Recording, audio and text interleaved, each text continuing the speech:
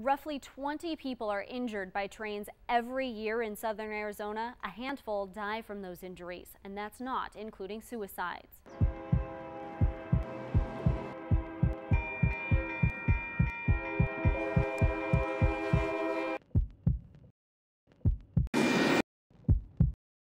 They didn't set out that day to die, they just made simple mistakes. John Hurst has seen death 3 times on the tracks. These are great big giant monsters, and they're very unforgiving.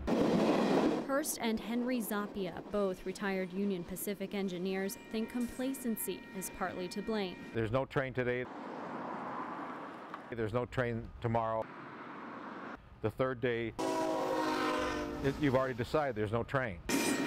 They may cross over railroad tracks numerous times and not even see a headlight. And then the one time that things are much closer and they think they have enough time, sometimes they don't.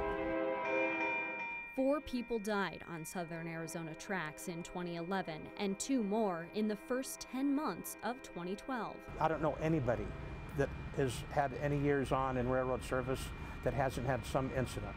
It's just, it comes with a job.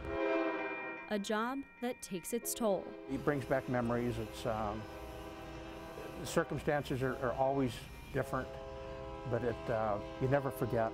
Michelle Williams lost her brother here on these tracks off Main between Speedway and St. Mary's 19 years ago.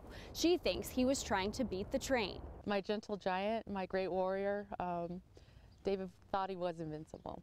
His life was gone in an instant. His family left with broken hearts and very little information. There's always been a mystery on how exactly did this happen. Was he laying on the tracks? Was he running across the tracks? Was he quietly walking across the tracks and maybe just didn't hear the train or see the train? Operation Lifesaver is an organization spreading awareness and teaching proper safety. It's very hard to gauge the speed of how fast that train is approaching. It's not really talked about, train accidents, very much. I think there's a stigma that they're tied to suicides, and that's not always the case. A lot of these deaths are accidents. They could have been prevented. Nicole Semery, News 4 Tucson.